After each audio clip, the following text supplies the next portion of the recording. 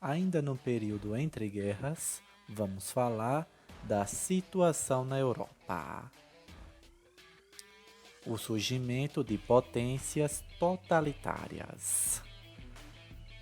Muito bem. Fascismo. Apesar de estar do lado dos vitoriosos na Primeira Guerra Mundial, a Itália, ao fim do conflito, estava em crise econômica.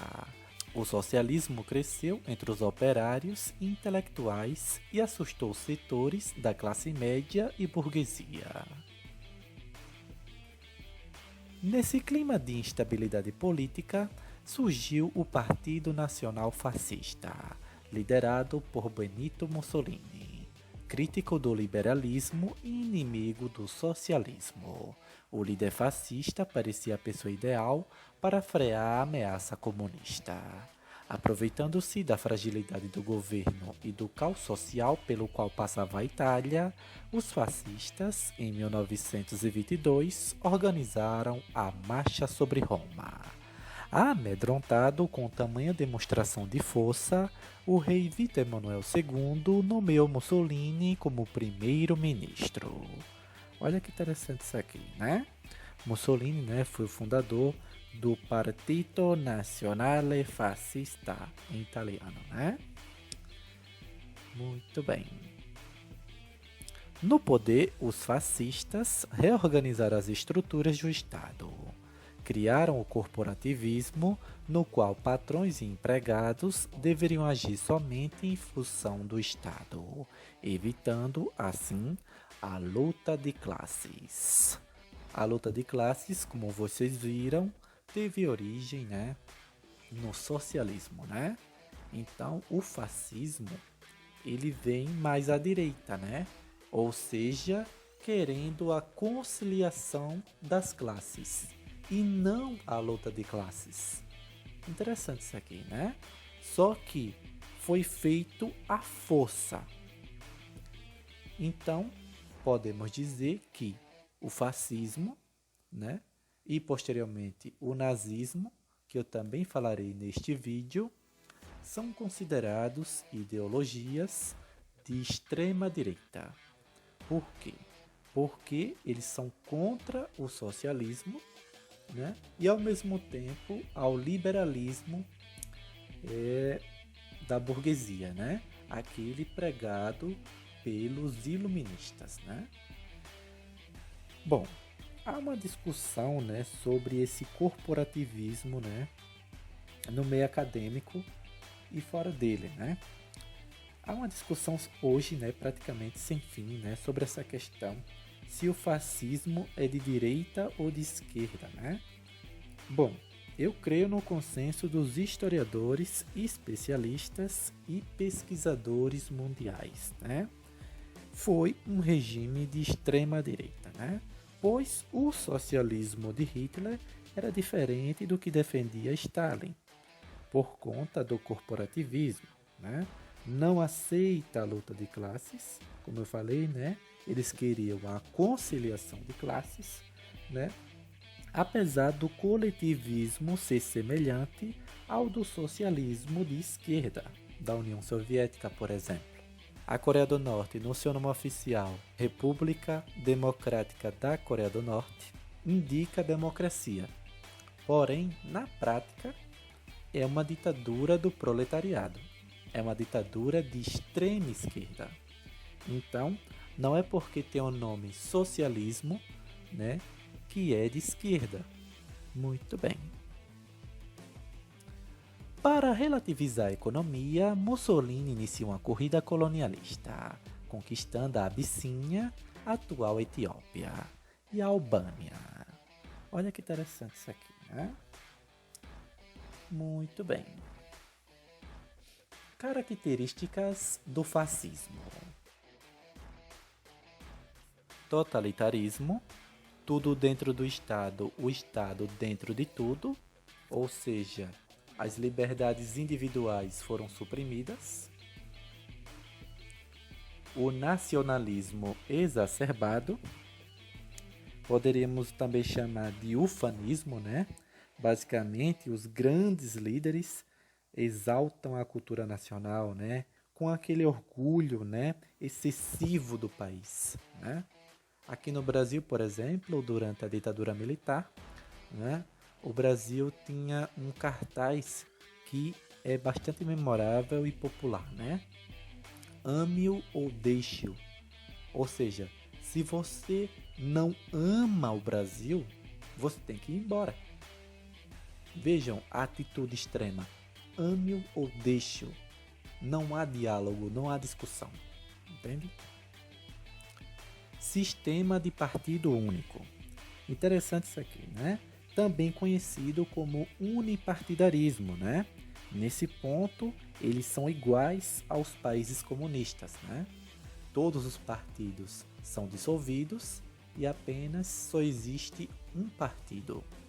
Por isso, né, o termo unipartidarismo. Militarismo, basicamente a demonstração de força, enaltecendo as forças armadas. Né? Vemos isso em países socialistas hoje, né? Fazendo exercícios militares, testando bombas, mísseis, aviões, demonstrando força, mostrando seu arsenal de guerra, né? Para intimidar os seus inimigos, né? O corporativismo, que eu acabei de falar sobre ele, né? Que seria o capitalismo de Estado, onde os detentores do grande capital e os membros do governo saem lucrando bastante, porém a massa não ganhava tão bem assim, né? Porém, ganhava o suficiente para não encher o saco do governo, né? Então podemos dizer que nos países fascistas houve uma espécie de ascensão social, né? Se tornou, né, basicamente, uma sociedade de classe média, né? Por isso não enchia o saco do governo, né? Era só elogios. Repúdio ao socialismo e comunismo, não precisa nem explicar, né? Culto ao líder e o Duce, né? Ao Mussolini, né? Por que eu coloquei o Will Duce, né? Porque o homem, né, que deu início ao fascismo foi Benito Mussolini. Mas existem outros fascismos, né? Por exemplo, o grego, o húngaro, o romeno, o brasileiro e por aí vai, né? Como é a tradução do italiano, né? Estou falando de Benito Mussolini, né? Ele era chamado assim, o grande líder, o condutor da nação, né? Interessante isso aqui, né? Que seria, né, basicamente o culto à personalidade, né? Uma estratégia de propaganda, né, que exaltava as virtudes do grande líder, né? Podemos citar, né, os países da Europa Ocidental, né, como exemplo, como na Espanha, o Generalissimo Franco, na Itália, o Will Duce, Mussolini, né? Na Alemanha nazista, o Der Führer, Adolf Hitler, o Übermensch, né, que em alemão significa super-homem, né, que fora um termo descrito, né, por um filósofo alemão chamado Nietzsche. Né, mais detalhes na aula de filosofia, né? Procurem sobre, né, esse homem que eu acabei de falar, Nietzsche.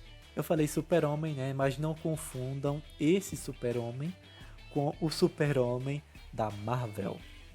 É interessante.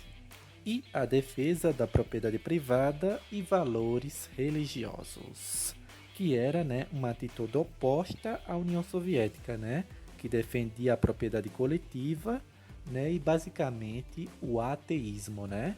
Por quê? O que é que acontece no socialismo? Eles abolem as religiões para que o foco seja total no grande líder. Já no fascismo, não. No fascismo existiam as religiões, né? Interessante isso aqui. Outro ponto que está no espectro da direita, né? Interessante isso aqui. Muito bem. Vejam aí Benito Mussolini saudando a multidão. e o Deutsch. Muito bem. Agora vamos falar do nazismo, que é muito parecido com o fascismo, né? Bom, como foi considerada responsável pela Primeira Guerra Mundial, a derrotada Alemanha foi obrigada pelo Tratado de Versalhes a pagar pesadas indenizações de guerra aos vitoriosos. Isso fez com que o caos social imperasse no país. A crise de 1929 piorou ainda mais a situação.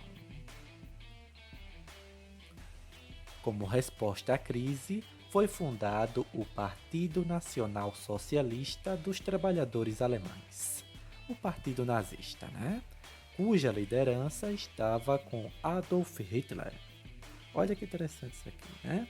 Em alemão, né? Nationalsozialistische Deutsche Arbeiterpartei. Vejam só, mesmo o partido no seu nome oficial tendo a palavra socialista, de socialista não tinha nada. Assim como Mussolini, Hitler também era visto com bons olhos pela alta burguesia, pois era ferrenho anticomunista. Em 1933, com forte apoio popular, os nazistas sobem ao poder com Hitler assumindo o cargo de chanceler, que equivale a primeiro-ministro, né?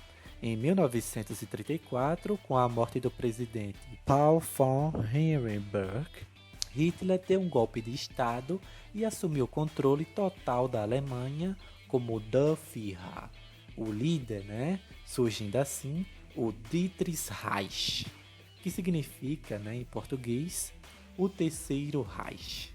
Assim, a democracia estabelecida com a famosa República Weimar, que durou de 1918 a 1933, foi dissolvida.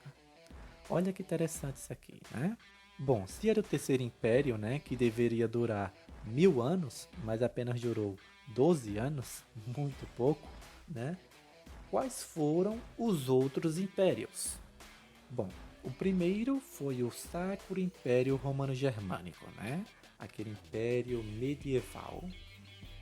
O segundo Reich seria aquele depois da unificação até o fim da guerra, né? Ou seja, de 1870 a 1871 até 1918, com o fim da guerra.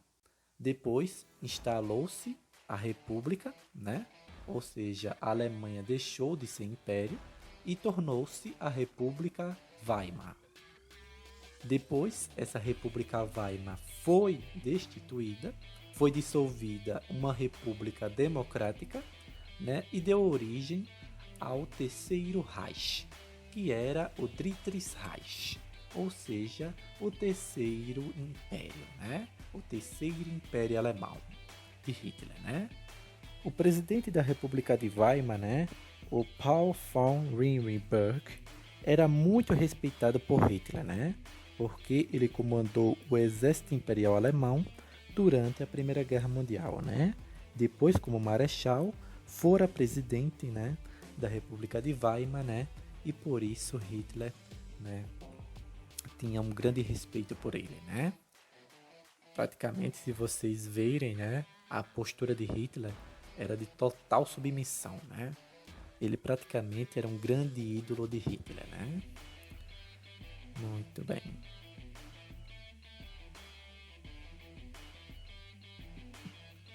Os nazistas no poder iniciaram forte perseguição aos socialistas e aos judeus. O Gestapo, polícia secreta, tornou-se o braço direito de Hitler. A base ideológica formulada por Hitler em seu livro Minha Luta, em alemão Mein Kampf, era notadamente racista. Acreditava que eles, os germânicos, eram a raça pura. As outras deveriam, por ser inferiores, ser subjugados aos alemães. Para solucionar a questão do desemprego, os nazistas implementaram uma agressiva corrida armamentista, contrariando o Tratado de Versalhes. Na economia, o Estado nazista controlava a produção e os trabalhadores por meio das frentes de trabalho. Para tornar possível o sonho de Hitler de uma grande Alemanha, os nazistas impuseram uma política externa bastante conflituosa a seus vizinhos. Em busca do espaço vital, a Alemanha invadiu outros países. E foi justamente numa dessas invasões, na Polônia, que teve início a Segunda Guerra Mundial em 1939. Olha que loucura isso aqui, né? Ou seja, a Alemanha de novo, né, querendo a guerra, né? Na verdade, podemos chamar de revanchismo alemão, né? A Alemanha não engoliu, né, direito, ficou engasgado, né, essa situação, né, de ter pagado uma pesada indenização sozinho, né? Eu queria falar um pouquinho do espaço vital, né? No Mein Kampf, o espaço vital, ou seja, o território perdido, entre aspas, né, era praticamente a Áustria, né? Os nazifascistas eram saudosistas, né? Queriam voltar aos tempos gloriosos de suas nações. Os arianos, por exemplo, né, queriam voltar aos tempos magníficos do Sacro Império Romano Germânico, né? Mussolini queria voltar aos tempos gloriosos do Império Romano, né? Francisco Franco também queria voltar à época de ouro da Espanha, né? Onde o nazifascismo foi adotado, eles tinham por objetivo resgatar a tradição daquele povo, né? Mas de maneira exacerbada, à base da força, né? Da coerção. Muito bem. Vejam aí uma fotografia de Hitler cumprimentando os soldados nazistas enquanto eles marcham. Muito bem. Então foi isso. Hoje falamos do surgimento do nazifascismo. Muito obrigado, valeu e falou!